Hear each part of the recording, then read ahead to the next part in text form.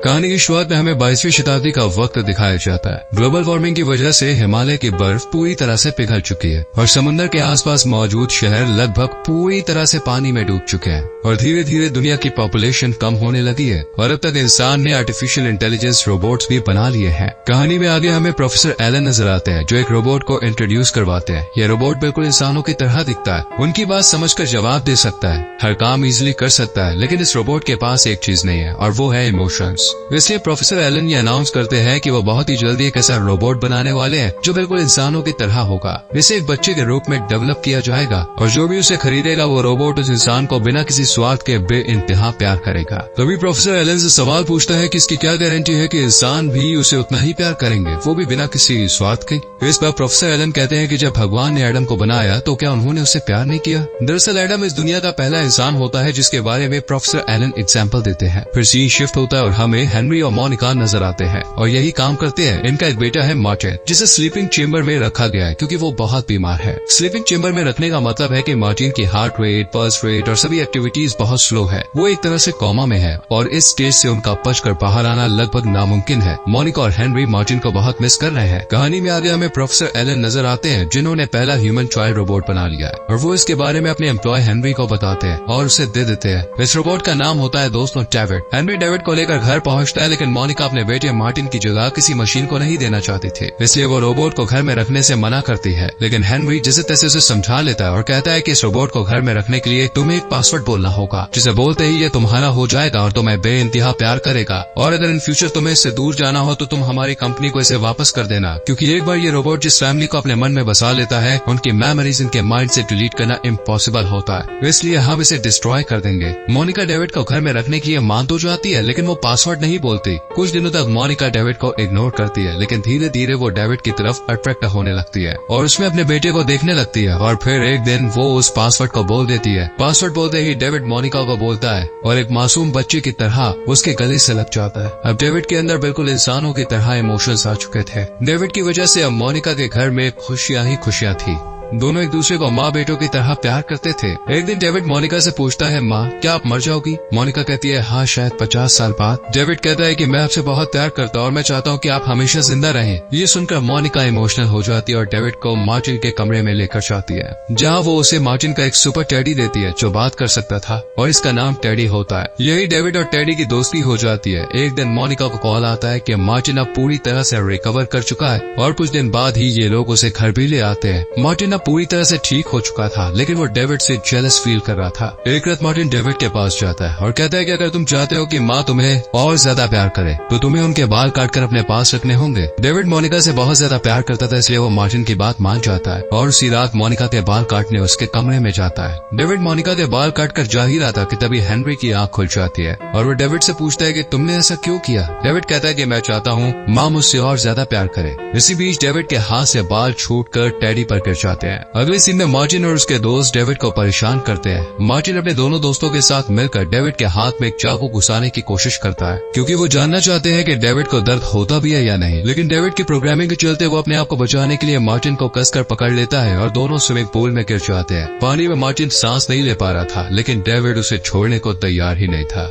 तभी वहाँ पर हेनरी और कुछ लोग आते हैं जिसकी मदद से मार्टिन को बचा लिया जाता है। इसके बाद हेनरी डिसाइड करता है कि वो डेविड को अपने पास नहीं रखेंगे। अगले सीन में मोनिका डेविड को कंपनी को वापस लौटाने के लिए जाती है लेकिन वो जानती है कि अगर डेविड कंपनी के पास गया तो उसे डिस्ट्रॉय कर दिया जाएगा, इसलिए वो एक जंगल में गाड़ी रोकती है और जंगल के बीचों बीच जाकर डेविड से कहती है कि अब तुम्हें यही रहना है, वो भी बिल्कुल अकेले। डेविड शुरुआत में कुछ भी समझ नहीं पाता है लेकिन उसे जैसे ही समझ में आता है कि उसकी माँ उसे अपने आप से दूर कर रही है वो बच्चों की तरह रोने लगता है। वो मोनिका से कहता है कि माँ मुझे अपने साथ ले चलो, मुझे अकेला मत छोड़ो, लेकिन मोनिका कहती है कि तुम मेरे साथ नहीं जा सकते, तुम्हें यही रहना होगा। इसके बाद मोनिका यहाँ से जाने लगती है लेकिन डेविड उसे पकड़कर कहता है कि अगर मैं पिनोकियो की तरह असली बन जाऊँ तो क्या आप मुझे अपने पास रखेंगी? मोनिका बहुत रोती है और कहती है कि ये सिर्फ एक स्टोरी है, असल में कोई भी नीली परी नहीं है। एक्चुअली दोस्तों मोनिका ने डेविड को एक स्टोरी सुनाई थी जिसमें नीली परी एक पिनोकियो नाम के पपेट को असली का इंसान बना देती है और अब डेविड को भी ऐसा लग रहा था कि अगर नीली परी मिल गई तो वो उसे भी असली का इंसान बना देगी। बट मोनिका उसे समझाती है कि वो सिर्फ एक स्टोरी थी और यहाँ से चली जाती है और डेविड टेडी के साथ जंगल में अकेला रह जाता है। डेविड आगे बढ़ता है और उसे बहुत से रोबोट्स नजर आते हैं जो डेविड की तरह ही बेघर थे। तभी यहाँ पर एक ग्रुप आता है। असल में दोस्तों ये ग्रुप्स उन रोबोट को नष्ट कर रहे थे जिनका कोई मालिक नहीं था, क्योंकि इनका मानना था कि ये रोबोट्स इंसानों के लिए खतरा हो सकते हैं। इन सभी रोबोट्स को एक जगह पर ले जाया जाता है जहाँ लोगों के सामने इन रोबोट्स को डिस्ट्रॉय किया जा रहा था। यहाँ डेविड की मुलाकात जॉय नाम के रोबोट से होती है। जॉय के ऊपर इल्जाम लगा है कि उसने एक इंसान का खून किया है, इसलिए उसे और डेविड को एक साथ डिस्ट्रॉय करने के लिए खड़ा किया जाता है। बट क्योंकि डेविड ह्यूमंस की तरह खतरा महसूस होने पर हेल्प मांग सकता था, इसलिए वो रोने लगता है, चिल्लाने लगता है और लोगों को लगता है कि ये कोई रोबोट नहीं बल्कि एक इंसान है। इसलिए लोग डेविड और जॉय को बचा लेते हैं और ये दोनों यहाँ से भाग जाते हैं। इसके बाद जॉय और डेविड जंगल में जाते हैं जहाँ ये दोनों आपस में बातें करते हैं। डेविड जॉय से कहता है कि मैं एक इंसान बनना चाहता हूँ, रियल ह्यूमन, ताकि मैं अपनी माँ के पास वापस लौट सकूं और ऐसे सिर्फ नीली परी ही कर सकती है। क्या तुम जानते हो मुझे नीली परी कहाँ मिलेगी? जॉय डेविड की बातें सुनकर उसे शहर लेकर आता है और यहाँ ये लोग मिलते हैं डॉक्टर नो से। डॉक्टर नो कोई इंसान या रोबोट नहीं बल्कि एक होलोग्राफिक इमेज है जो गूगल की तरह हर सवाल का जवाब देती है। डेविड डॉक्टर नो से पूछता है कि क्या मैं एक इंसान बन सकता हूँ? डेविड के सवाल का जवाब स्क्रीन पर लिखा आता है जिस पर नाम लिखा होता है एलन हैरी का,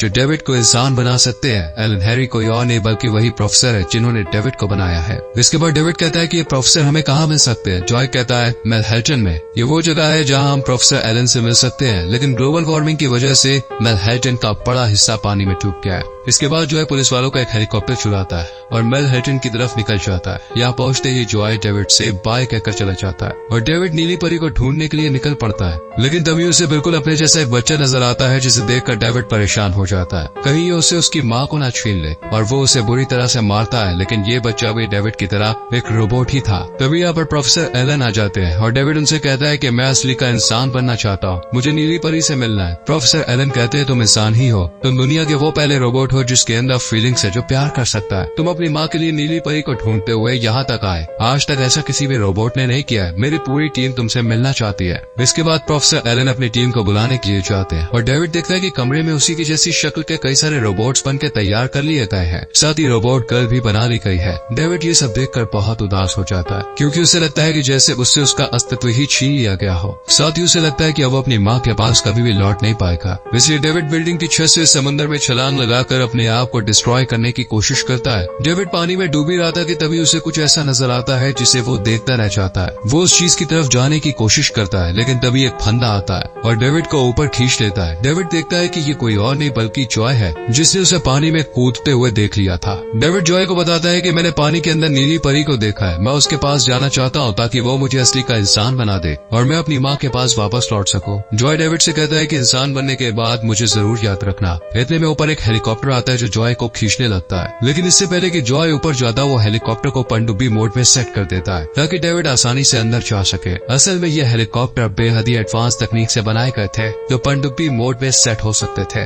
अब डेविड टेडी के साथ हेलीकॉप्टर में बैठकर पानी में नीचे उतरने लगता है और फिर उसे नजर आती है नीली परी। कैमरा मूव होता है और हम देखते हैं ये कोई नीली परी नहीं है बल्कि एक स्टैचू है जो पानी के ऊपर इंसानों के घूमने की सबसे बेहतरीन जगहों में से थी। डेविड और टेडी नीली परी को देख ही रहे थे कि तभी एक बड़ी सी राइड आकर इनके हेलीकॉप्टर पर गिर जाती है और हेलीकॉप्टर वहीं फंस जाता है, लेकिन अभी भी ये दोनों नीली परी को देख सकते थे। डेविड को लग रहा था कि नीली परी उसे इंसान बना देगी और वो अपनी माँ के पास वापस आ जाएगा। डेविड नीली परी से कहता है कि I want to be real, यानी मैं एक इंसान बनना चाहता हूँ ताकि मैं अपनी माँ के पास वापस लौट सकूं। डेविड बार बार एक ही बात दोहराता है जब तक कि उसकी बैटरी डेड नहीं हो जाती। धीरे धीरे समय बीतने लगता है और अब हम पूरे 2000 साल के बाद के समय में आ चुके हैं। आइस एज आ चुका है और इंसान धरती से लगभग खत्म हो चुके हैं। अब बाकी है तो कुछ एडवांस्ड रोबोट्स। इनमें से कुछ रोबोट्स घूमते हुए डेविड के पास पहुंचते हैं और उसके सिर पर हाथ रखते हैं जिससे डेविड की बैटरी चार्ज हो जाती है और वो वापस से जाग जाता है। डेविड उठते ही नीली परी को छूने के लिए उसके पास जाता है, लेकिन वो तो सिर्फ एक स्टैचू था। डेविड के हाथ लगते ही वो बिखर जाता है। अब ये एडवांस रोबोट्स डेविड को देखकर उत्साहित होते हैं क्योंकि उन्होंने इंसानों को कभी भी नहीं देखा, लेकिन अब ये डेविड के जरिए इंसानों के बारे में जानने की कोशिश करते हैं। तब इन्हें पता चलता है कि डेविड डेविड अपनी माँ से कितना प्यार करता है, कैसे वो अपनी माँ से मिलने के लिए नीली परी को ढूंढ रहा है। तभी इनमें से एक रोबोट नीली परी बनकर डेविड के सामने आता है और कहता है कि वक्त 2000 साल आगे आ चुका है। इंसान अब इस दुनिया में नहीं है, तुम्हारी माँ भी नहीं है, लेकिन हाँ, हम कुछ इंसानों को उस वक्त से वापस ला सकते हैं अगर हमारे पास उनके डीएनए या बॉडी सैंपल्स मौजूद हो। तभी यहाँ पे टेडी आता है जिसके पास मोनिका के बाल थे। ये वही बाल थे जो डेविड ने काटे थे और उसके हाथ से छूटकर टेडी के पास आकर गिरे थे। अब ये रोबोट्स मोनिका को बना देते हैं, लेकिन मोनिका सिर्फ एक दिन के लिए ही जिंदा रह सकती थी और उसके बाद उसे कभी नहीं बनाया जा सकेगा। डेविड अपनी माँ के पास जाता है तो बड़ा खुश होता है। ये दोनों बहुत अच्छा दिन बिताते हैं, साथ में खाते हैं, पीते हैं और रात होते ही मोनिका सोने के लिए चाहती है। वो डेविड से कहती है कि मैं तुमसे बहुत प्यार करती हूँ, मैंने हमेशा तुम्हें प्यार किया है। डेविड भी अपनी माँ के साथ सो जाता है और अब मोनिका कभी नहीं उठने वाली थी, लेकिन डेविड के चेहरे पर एक स्माइल होती है और ये कहानी यहीं पर खत्म हो जाती है। तो दोस्तों, आपको कैसी लगी एक रोबोट की अपने माँ के लिए ये प्यार भरी कहानी? कमेंट सेक्शन में जरूर बताएं। वीडियो अच्छी लगी हो तो लाइक और शेयर करें और चैनल को सब्सक्राइब करके बेल आइकन प्रेस करें। Bye bye.